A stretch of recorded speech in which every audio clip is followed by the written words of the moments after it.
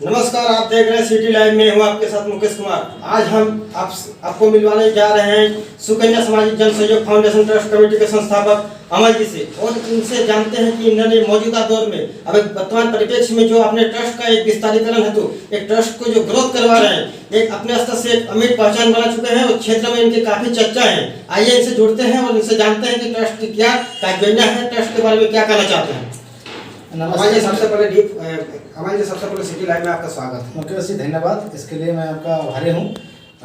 मैं अमल दास और मैं सुदर ग्राम पोलकरी चंदन केरे से बिलोंग करता हूँ और मैं 2019 जून से सुकन्या सामाजिक जन सहयोग फाउंडेशन ट्रस्ट कमेटी को शुरुआत किए थे, जो एक चंदन केर से शुरू करके आज झारखंड के लगभग 18 जिले में मेरा ये संस्था के कार्य पुनः कोई भेदभाव के बिना हम लोग सुचारू रूप से चलाने के प्रयास करते आ रहे हैं।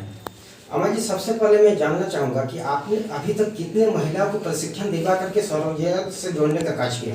देखिए मुकेश जी, हम लोग एक 100 रुपया सदस्यता शुल्क लेते हैं और उसमें महिलाओं को स्वरोजगार का प्रशिक्षण हम लोग देते हैं। प्रशिक्षण लेने के बाद जो भी महिला इच्छुक रहता है कि मैं संस्था के साथ जुड़कर काम करूँगा, तो मैं उस महिलाओं से उनको बोलते हैं कि आप अपना जो भी काम करना चाहते हैं मेरे साथ जुड़ करके आप आइए और आकर के संस्था से जो भी काम है लाभ लीजिए। और लाभ देने के लिए हम लोग आज तक लगभग 2000 महिलाओं को प्रशिक्षण दे चुके हैं और आगे भी प्रयास जारी है। अभी तक आपका ट्रस्ट किन किन प्रदेशों में कार्य कर रही है? हम लोग गरीब बच्चे के पढ़ाई है तो पठन सामग्री का भी वितरण करते हैं समय समय पर, और लगभग आज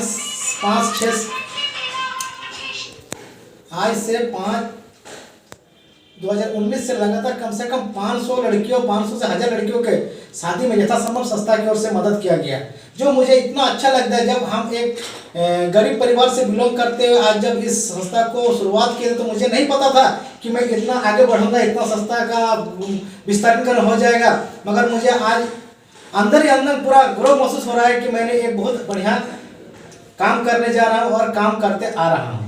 अमर जी, कहीं ना कहीं आप एक प्रकार से चंदन केर के सुदूरवर्ती ग्राम इलाका के बिलोंग करते हैं। आप एक प्रकार से गरीबी को काफी नजदीक से देखे हैं। आपने गरीबी के उन नुमाइंदों को देखे हैं, बहुत सारे ऐसे माने जो परिस्थितियां आपके बीच आई उसको दरकिनार करते हुए आपने एक आगे बढ़ने का कार्य किया है। इस पर आप क्या कहना चाहेंगे? देखिए मुकेश जी, ये तो सही बात है, क्योंकि मैं बहुत ही गरीब घर से बिलोंग करते हैं। मेरे 4 साल उम्र मेरे पापा का स्वर्गवास हो गया था, तब से मैंने इतना मेहनत किया हूँ कि मुझे गरीबी को पूरा नज़दीक से देखा हूँ। कि जिस टाइम हम स्कूल कॉलेज जाते थे उस टाइम मेरे पॉकेट में 10 रुपया पैसा भी नहीं रहता था कि हमने कुछ नाश्ता करके, मगर मैंने बहुत कष्ट से पढ़ाई करके मैं इलेक्ट्रो स्टील में साधारण सा एक सुपरवाइजर पेटी कॉन्ट्रैक्टर में काम करते हुए इस संस्था को खड़ा किए थे।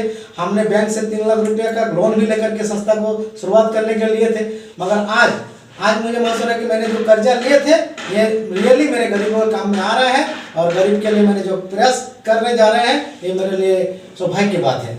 खुद गरीब होते हुए कहीं ना कहीं एक प्रकार से दूसरे के सहयोग में या तो दूसरे के कार्यों में सहयोग बांटना, आपने एक प्रकार से गरीब और असहाय के बीच जो मदद कर रहे हैं, ये काफी काबिलियत रखते कहीं ना कहीं एक योग्यता है, पात्र है। क्या आपको उस वक्त कैसा सुखद अनुभूति प्राप्त होती है? बहुत सुखद लगता है मुकेश, जब हम किसी गरीब के लड़की के शादी में चेक देते हैं। देखिए हम लोग ना ही उस घर में जब जाते हैं चेक देने के लिए, ना एक कप चाय भी नहीं पीते हैं, क्योंकि गरीब तो किसी लड़की के शादी में इतना कष्ट, अपने बेटे की शादी में इतना कष्ट करके पैसा का व्यवस्था करते हैं। आजकल का जो हम लोग का सिचुएशन चल रहा है शादी ब्याह में, एक बारात आने में कम से कम तो 1-1.5 लाख रुपया खर्चा हो जाता है। तो हम लोग कोई ज़्यादा अगर निमंत्रण भी देते हैं तो बोलते नहीं, हमारा जो क्षेत्रीय प्रभारी है, क्षेत्रीय प्रभारी यहाँ से चेक देकर भेज देते हैं, जाइए आप लोग बांट करके आइए, भले चाय पिलाए ना पिलाए, मगर हम लोग निस्वार्थ भाव में उन लोग को चेक दे करके आते हैं। सरकार की तरफ से आपके ट्रस्ट को कहीं ना कहीं एक प्रकार से नामित किया गया है, आपका ट्रस्ट को चयन किया गया है, JSMPS के माध्यम से जो महिला को स्वावलंबन हेतु आपके ट्रस्ट को नामित किया गया है। इस पर आपकी क्या योजनाएं रहेगी? देखिए मुकेश जी, मैंने महामहिम राष्ट्रपति महोदय जी को, प्रधानमंत्री जी को आवेदन दिए थे कि मैंने अपने क्षेत्र में ये काम करने जा रहे हैं, जो मेरा संस्था का उद्देश्य है, सरल आवेदन के साथ दिए थे। उसके तहत झारखंड के ग्रामीण विकास के माननीय प्रधानमंत्री जी और राष्ट्रपति महोदय के द्वारा चिट्ठी ग्रामीण विकास को भेजा गया था। ग्रामीण विकास के माध्यम से JSMPS के जो द्वारा मुझे एक आवेदन मेल से प्राप्त हुआ था, उसी के तहत मैंने JSMPS के प्रधान कार्यालय रांची में जाकर के उससे मुलाकात भी की थी। वो बोला कि आप अपना काम कीजिए, मैं आप लोग के साथ सहयोग में रहूँगा। अमन जी, कहीं ना कहीं हालिया आपके ट्रस्ट को एक प्रकार से ट्रस्ट की जो कार्यप्रणाली है, इसे देखते हुए आपके ट्रस्ट को एक प्रकार से दिल्ली में सम्मान देने का कार्य हुआ है, आपको सम्मानित करने का कार्य हुआ है। ये आपके लिए कैसा सुखद अनुभूति प्राप्त रहा और ये पल आपके लिए कितना गौरवान्वित वाला पल रहा? देखिए, मुझे हमारे झारखंड में बहुत सारे एनजीओ चलाते हैं, मैं सबके साथ काम करता हूँ, सबके साथ में चलता हूँ।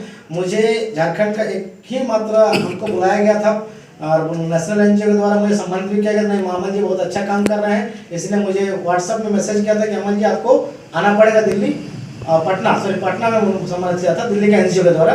पटना आना पड़ेगा। मैंने गए तो वो मुझे साल बढ़ा करके ट्रॉफी देकर के सम्मानित किया था।